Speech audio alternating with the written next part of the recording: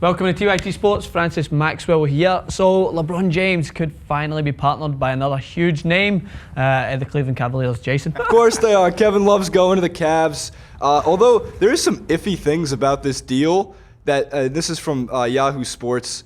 Writer is Adam. I'm not even going to take a chance at pronouncing his last name. Wojnarowski or something like that. But quote: Cleveland is making the deal with Minnesota with a firm agreement. I've never heard that used before. Love will opt out of his contract in 2015 and re-sign with the Cavaliers on a 5-year, $120 million plus contract. Love is worth $120 million, in my opinion. The guy, at one point early last season, was averaging more rebounds than points. I think he had 5 straight games of 20 rebounds and 20 points. That's absurd. 10 and 10 is amazing for any player. Not amazing. It's very good for any player. 20 and 20 is transcending for the position. Currently averaging 19 and 12, and last season 26 points and 12.5 rebounds. The guy's got MVP ceiling. Granted, he's going to be playing with the MVP in LeBron James. It's the right move for the Cavs. It's going, as Britton was just saying a second ago, the king is going to get what he wants, and the king wants another championship or 2 or 3.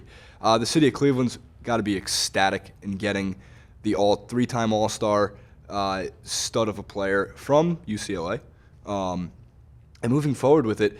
So the trade involves sending first overall pick from this year's draft, Andrew Wiggins, and first overall pick from last year's NBA draft, Anthony Bennett, 2 Canadian players, maybe for whatever reason they're getting closer to the border, to the Minnesota Timberwolves, where about a month ago, a lot of the sports pundits were saying if Wiggins goes to Minnesota, he's going to be forgotten about. Yeah. Well, at the same time, Kevin Love was the center of that team, and he was still able to put up outstanding numbers, and he was the spotlight. Yeah. Andrew Wiggins, now Minnesota almost becomes his team moving forward, so he's definitely got a place to grow. The reverse side of things is part of me wanted to see Wiggins grow with LeBron, because, like I said in the NBA draft clip when we were recapping that, there's nobody doubting Andrew Wiggins' talent. He's going to be a good player, but in terms for Cleveland, in terms of right now to win a championship going into this season, it's got to be the closest thing to a lock for the Cleveland Cavaliers. The only competition I see them having, Chicago Bulls, because Derrick Rose is back and he's healthy. It seems like he's explosive. If it wasn't for Paul George's brutal injury in the Team USA White vs. Blue scrimmage, everybody would only be talking about how unbelievable it was to see Derrick Rose back in full form, because, my God, was he good. You don't fancy the Knicks to make an emergence to the championship? I love the New York Knicks, but they are my team. Yeah. But Carmelo ain't winning a championship in New York, unfortunately. Okay. All right, so last question from a neutral point of view, just to throw it to you. Now that Kevin Love is going to join LeBron in Cleveland, are they going to be able to win? Bottom line. Yes or no? So the West is a much better conference than the East. Mm-hmm. There's no excuse for the LeBron and Kevin Love and the Cavs to not win in Eastern Conference Finals, and they'll be there. The Bulls are the one team that can give them a lot of competition. Yeah. But having said that, San Antonio's back next year with the same team and the best coach in the NBA.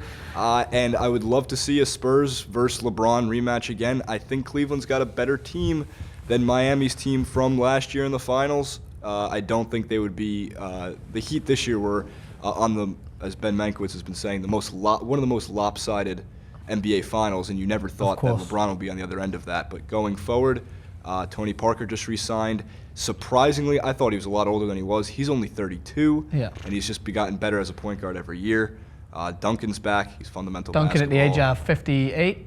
Duncan is... He's still amazing. Duncan has averaged the exact same unbelievably consistent numbers since day one in the NBA. He's phenomenal. He has never had a bad season. And he's so humble as well. Yeah, he's so humble, which is a huge quality in any player. So basically, you're saying he's the Bernard Hopkins of basketball. Yeah, maybe. I love it. Good comparison. All right, thanks, Jason, for bringing that news. As I said, make sure to check out our website.